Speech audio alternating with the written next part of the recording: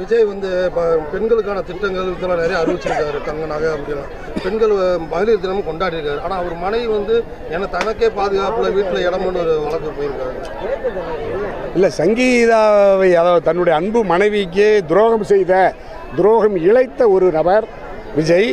ஒரு நடிகர் நாடாளக்கூடாது என்கின்ற நிலை ஏன் நீடிக்கிறது என்றால், அந்த நாடாளக்கூடாது ஒரு நடிகர் என்று நான் தனியரசு தொடர்ந்து அந்த கருத்தை வலியுறுத்தி வந்த சூழ்நிலையில் இப்பொழுது அந்த நடிகர் ஒரு தகுதியற்றவர், தன்னுடைய அன்பு மனைவிக்கு நம்பிக்கைக்கு மோசடி செய்த ஒரு நபராக இருக்கிற விஜய் நடிகர் தாவேக தலைவர் தான் ஈன்ற அன்பு குழந்தைகளின் கண்ணியத்திற்கு குறைவாக நடந்து கொண்ட ஒரு விஜயால் ஒரு கட்சியை தலைமையேற்று நடத்துவதற்கே தகுதியற்ற நிலையில் ஒரு நாட்டுக்கு முதலமைச்சராக அவர் எப்படி வர முடியாது. மக்கள் கட்டாயமாக தோற்கடிப்பார்கள்.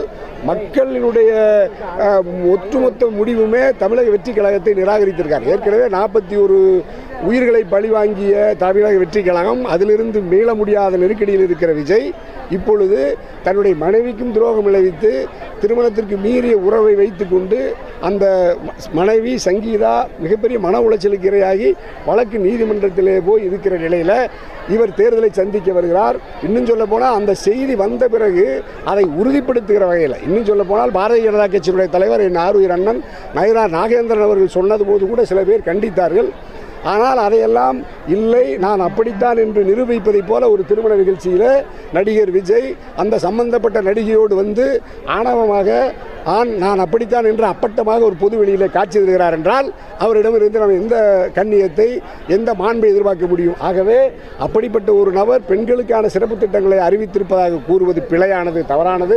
வார்டு உறுப்பினராக கூட வெற்றி பெற முடியாத ஒரு விஜய், அரசியலிலே தத்துவம் கொள்கை கோட்பாடு என்று எதுவுமே இல்லாத ஒரு விஜய், பெண்ணினத்தின் மீதும் பற்றில்லாமல் மானுட சமூகத்தின் மீதே பற்றில்லாமல் தந்தையையும் தாயையுமே மதிக்க தெரியாத ஒரு விஜய் தமிழ்நாட்டினுடைய முதலமைச்சராக அரியணை ஏறுவது என்பது பகல் கனவு.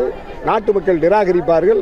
அவர் அப்படி வந்தாலும் பெண்ணினத்திற்காக சில திட்டங்களை தருகிறேன் என்று சொல்லுவதும் மாய்மாலம், பொய்யானது, பிழையானது, தவறானது.